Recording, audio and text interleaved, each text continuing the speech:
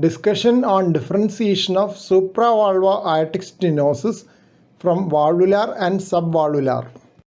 Supravalvular aortic stenosis is often part of Williams syndrome with associated Elfin phases, hypercalcemia and learning disability.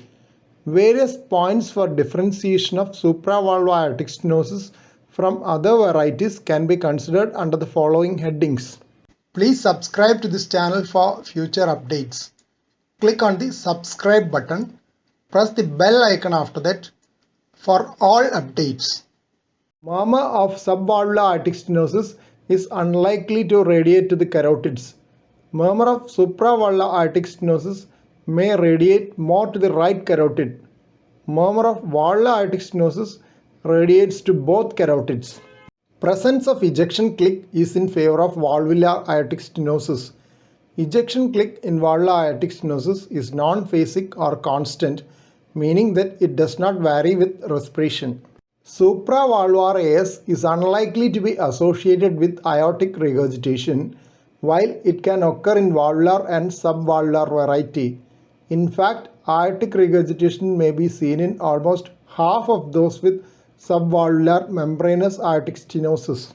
Aortic regurgitation in subvalvular aortic stenosis is due to damage to the aortic cusps because of the jet from the subaortic narrowing.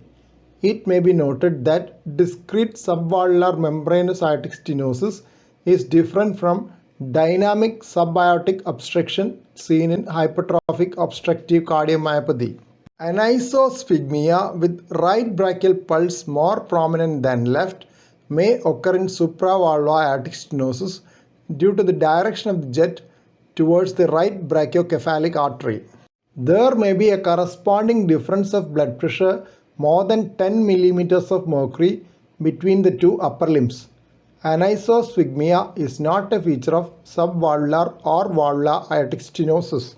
Anisosphygmia in supravalvular aortic stenosis is due to Coanda effect. Coanda effect is the tendency of a jet stream to adhere to a wall. French and colleagues evaluated 56 patients with supravalvular aortic stenosis. 48 patients had unequal blood pressure in the upper limbs. Mean difference in pressure was 18 mm of mercury between the upper limbs. In valvular aortic stenosis, the velocity of the jet is quickly dissipated beyond the stenotic orifice. In supravalvular aortic stenosis, smooth narrowing causes the jet to adhere to the ascending aortic wall.